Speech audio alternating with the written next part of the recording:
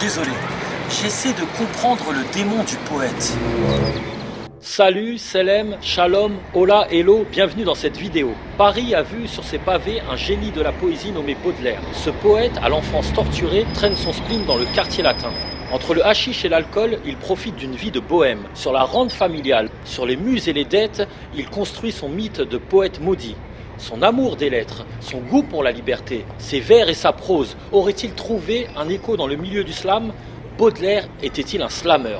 Ici même, Baudelaire a écrit de nombreux poèmes, et notamment sous l'effet du hashish, car il faisait partie du club des hashishiens, avec entre autres le poète Théophile Gautier. En fait, ils se réunissaient entre potes pour se défoncer. C'était à titre expérimental, il tentait d'explorer le processus créatif. Je comprends, c'était des drogues récréatives pour la cause scientifico-artistique.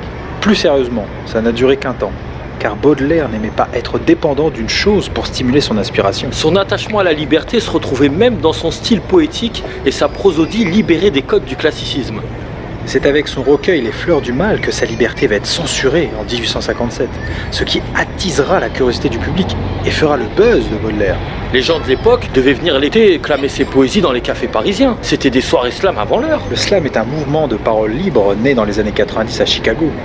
Dans les bars, les cafés, des personnes de tout milieu clament des textes a cappella en vers ou en prose. Il est fort probable que Baudelaire et ses amis échangeaient leurs textes de cette manière. En fait, Baudelaire était un slammer. À toi de vérifier.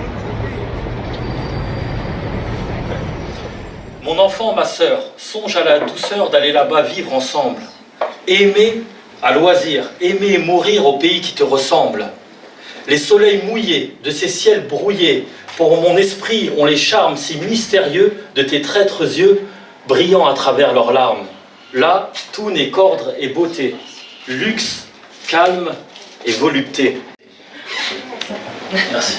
Baudelaire était un poète, comme beaucoup de slameuses et slameurs. En réalité, le slam n'a rien inventé. Lui, il a permis à la poésie de se démocratiser, en créant du lien pour libérer la parole. En cela, oui, on peut dire que Baudelaire était un slammer. Rendez-vous au prochain épisode.